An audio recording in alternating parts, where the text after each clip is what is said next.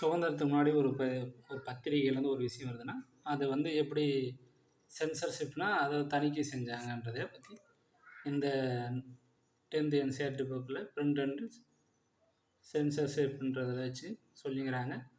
அதில் என்ன நம்ம பார்க்கணும், அவங்க தணிக்கை செய்கிறதுக்கு என்ன காரணமாக இருந்துச்சுன்னா, ஏன்னா காலனி ஆட்சி கிழக்கிந்திய கம்பெனியை பற்றி என்ன பண்ணாங்க, தரக்குறைவாக எழுதினாங்க. அவங்களுடைய நடத்தைகள் விஷயங்களை பற்றி இவங்க வந்து என்ன பண்ணாங்க, தவறான ஆட்சியை பற்றி குறை கூறி என்ன பண்ணாங்க, சில ஆட்சியாளர்கள்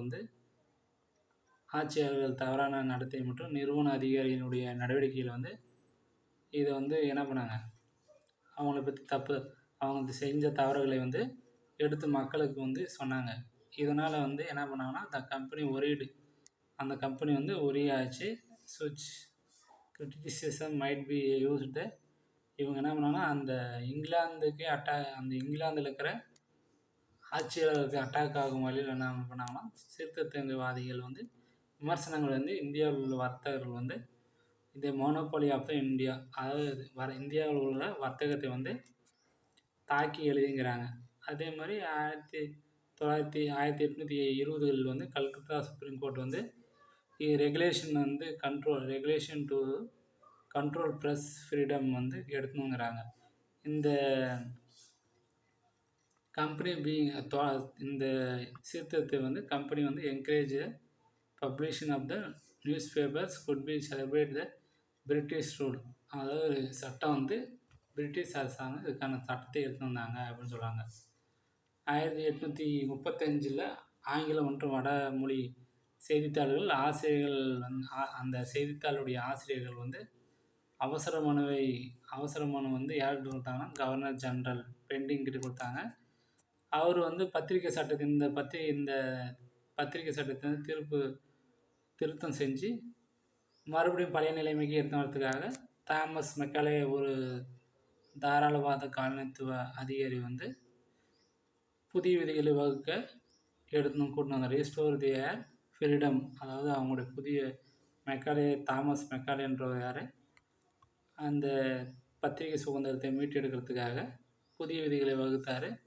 அது வகுத்த பின்னாடி 1857 வந்து அந்த ஃப்ரீடம், அதாவது சுதந்திரம் பற்றிய பத்திரிகை சுதந்திரம் அணுகுமுறை வந்து மாறி அவங்க சுதந்திரமாக இருக்கிறதுக்காக எடுத்து வந்த குறிக்கோள்களை வந்து கைவிட்டாங்கன்றாங்க.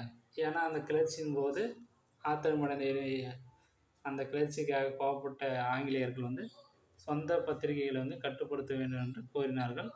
இந்த பத்திரிகைகளை தவறாக எழுதுறதுனால அவங்க என்ன பண்ணாங்க, புரட்சி வந்து வேகமாக வளர்கிறதுக்கு காரணமாக இருக்குது அப்படின்னு சொன்னனால இது வந்து இந்த பத்திரிகை உள்ளூர் செய்தித்தாள்களை வந்து வேகமாக வந்து முடக்கிடணும் அப்படின்ட்டு கட்டுப்படுத்த நடவடிக்கை வாதிக்க தொடங்கியது. 1878 வந்து ஐரிஷ் பத்திரிகை வந்து சட்டங்களை முன்மாதிரியாக கொண்டு வெர்னாகுலர் பத்திரிகை சட்டம் வந்து வெளியேற்றப்பட்டது. வெர்னாகுலர் ப்ரெஸ் ஆக்ட் 1870 வந்து வெர்னாகுலர் ப்ரெஸ் ஆக்ட் வந்து எடுத்துனுங்கிறாங்க. அது யாருடைய பத்திரிகை சட்டம்னா ஐரிஷ் ப்ரெஸ் லா வந்து ஃபாலோ பண்ணி எடுத்துன்னு சொல்கிறாங்க. அந்த சட்டம் என்ன சொல்லணும், உள்ளூர் பத்திரிகைகளுடைய அறிக்கை மற்றும் ஹெட்லைனை வந்து என்ன பண்ணணும்னா தணிக்கை செய்வதற்கு விரிவான உரிமை வந்து அரசாங்கத்துக்கு வழங்கப்பட்டது அப்படின்னு சொல்கிறாங்க. அதாவது மாகாணங்களில் வந்து வட்டார மொழியில் வந்த செய்தித்தாள்களை அரசாங்கம் வந்து தொடர்ந்து கண்காணிக்கப்பட்டது அப்படின்னு சொல்கிறாங்க.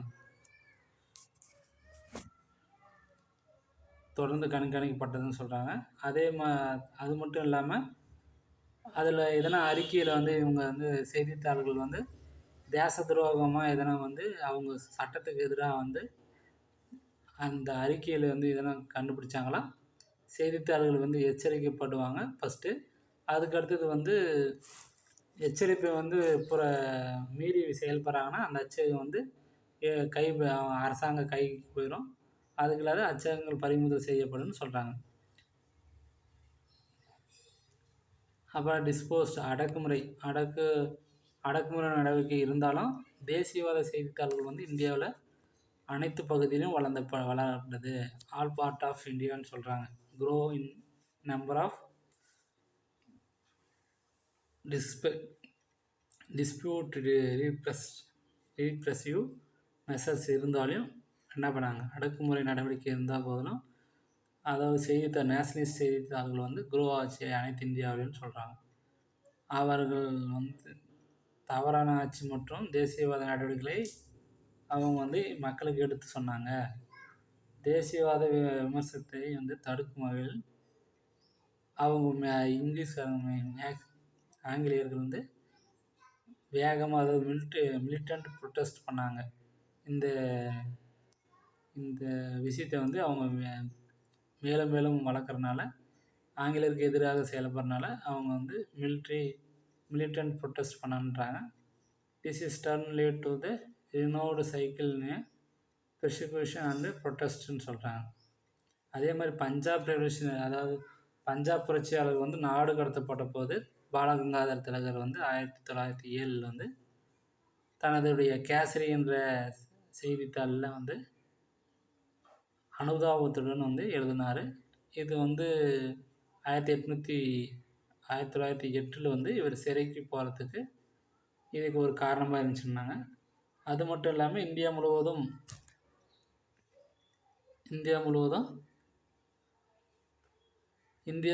வந்து பரவலாக வந்து இதுக்கு எதிர்ப்பு தெரிவித்து அனைத்து பத்திரிகை செய்திகளும் வெளியிடப்பட்டதுன்னு சொல்கிறாங்க.